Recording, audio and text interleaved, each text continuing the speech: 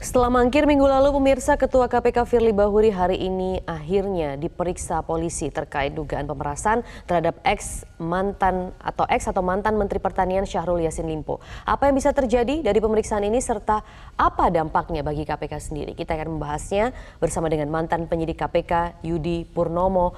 Mas Yudi, terima kasih sudah bersedia hadir bersama kami di Metro Siang. 52 saksi ini sudah diperiksa untuk kasus ini.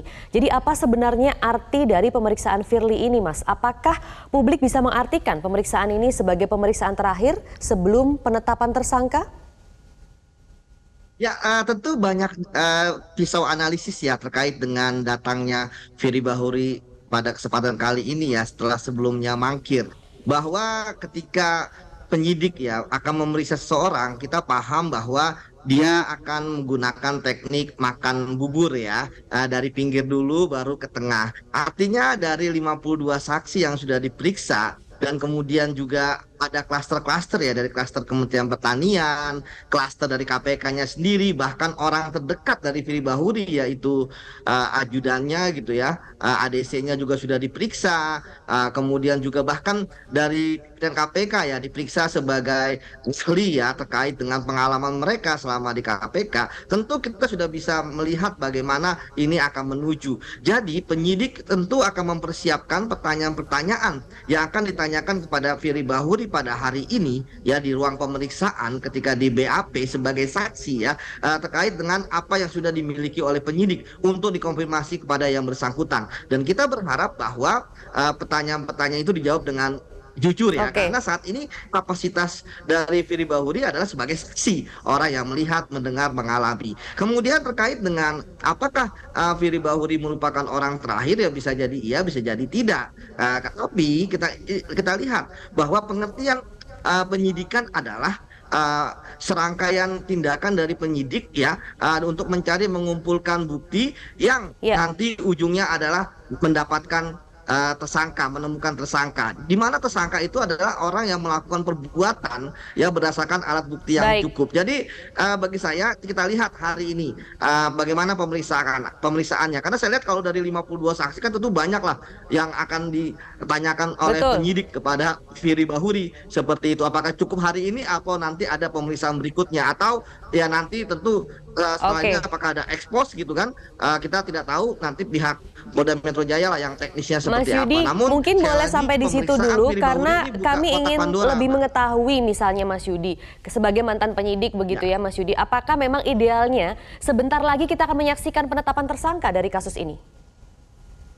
Ya, memang berbeda dengan penyidikan yang dilakukan oleh kepolisian dan KPK ya, biar pemirsa paham. Kalau KPK begitu naik penyidikan itu sudah ada tersangkanya.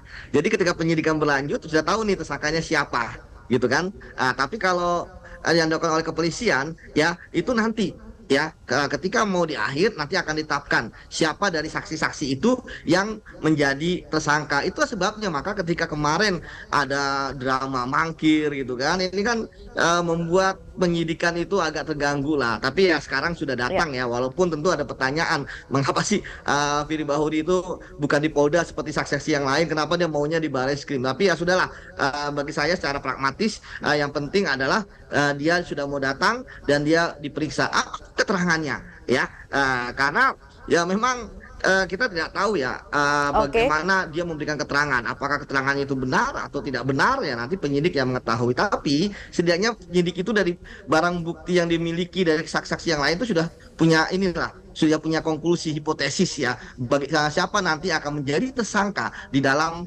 penyidikan kasus dugaan pemerasan oleh pimpinan KPK ini. Seperti itu, Mbak. Baik, karena memang sudah 52 saksi ya, cukup banyak sebenarnya sudah diperiksa oleh polisi begitu dalam hal ini. Nah, Mas Yudi, pimpinan lembaga hukum ini memang diperiksa oleh lembaga hukum lain, dalam hal ini kan polisi. Nah, apa kira-kira juga yang perlu diperhatikan dari fakta ini agar tidak lagi muncul narasi cicak versus buaya jilid 3? Saya pikir kan sekarang ini tidak ini ya, tidak ada lagi seperti itu bahwa masyarakat justru ingin ini dibongkar. Masyarakat setuju adanya upaya kita untuk memberantas korupsi dilakukan oleh KPK, mendukung adanya pengungkapan kasus korupsi di Kementerian Pertanian. Tetapi jangan sampai ada orang-orang ya, oknum-oknum yang dalam penuntasan kasus tersebut gitu ya, itu mencari cara untuk menguntungkan dirinya sendiri. Seperti kata peribahasa ya, menggunting dalam lipatan, mengalir di air keruh. Nah, itu sangat penting. Itu sebabnya Mbak, kita lihat tidak ada pergolakan di masyarakat. Justru masyarakat mendukung Baik. kepolisian, mendukung Polda untuk menuntaskan kasus ini. Begitu kemarin Ya, misalnya Firly memang Bahuri mangkir masyarakat dalam saja. hal ini mendukung ya, Mas Yudi. Dan masih Iya, berkaitan dengan hal ini, betul. sebenarnya juga sudah 2 kali polisi kan menyurati Dewas KPK agar dibentuk deputi Ya. koordinator untuk bersama-sama mengusut perkara ini. Namun belum ada tanggapan juga. Nah, apakah memang idealnya seperti itu? Dan kiranya juga apa dampak pemeriksaan Firly Bahuri ini terhadap institusi KPK sendiri, Mas Yudi? Ya, kalau menurut saya kan Polri itu kan mengirimkan surat, kan memang KPK itu kan sebagai lembaga supervisi juga ya, melakukan supervisi tugasnya kepada terkait dengan kasus korupsi yang dilakukan oleh kepolisian. Dan saya pikir kepolisian itu udah bagus kok, proaktif bahwa mereka silakanlah supervisi kami gitu kan, terkait dengan kasus yang kami tangani, bahwa ini benar, tidak ada kriminalisasi, ini buktinya kuat dan sebagainya. Nah, sekarang kita lihat bagaimana apakah KPK akan menanggapi. Itu yang saya katakan, bahwa jangan sampai ya KPK digunakan gitu kan untuk kemudian menjadi cara untuk membela seperti itu. Nah, jadi justru dengan polisi mau proaktif seperti ini, ya KPK silakan saja utus ya orang-orang yang yang dikatakan senior misalnya atau berpengalaman untuk melakukan supervisi. Itu ini menurut saya tidak ada conflict of interest karena memang itu tugasnya. Baik. Kemudian bagaimana dampak dari KPK? Tentu kepercayaan publik akan semakin menurun kalau kasus ini tidak tuntas. Justru saya berharap bahwa KPK keluar statement bahwa kami akan mendukung semua, termasuk tadi permintaan dokumen dari Polda Metro Jaya. Kan sudah ada juga surat yang diberikan kepada ini ya, selain tadi minta disupervisi ya.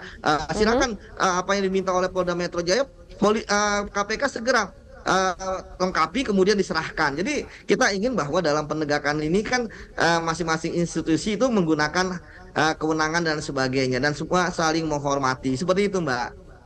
Baik, baik. Kita akan tunggu bagaimana nanti hasil pemeriksaan dari Ketua KPK hari ini. Yudi Purnomo, mantan penyidik KPK, terima kasih sudah berbagi informasi di Metro Siang.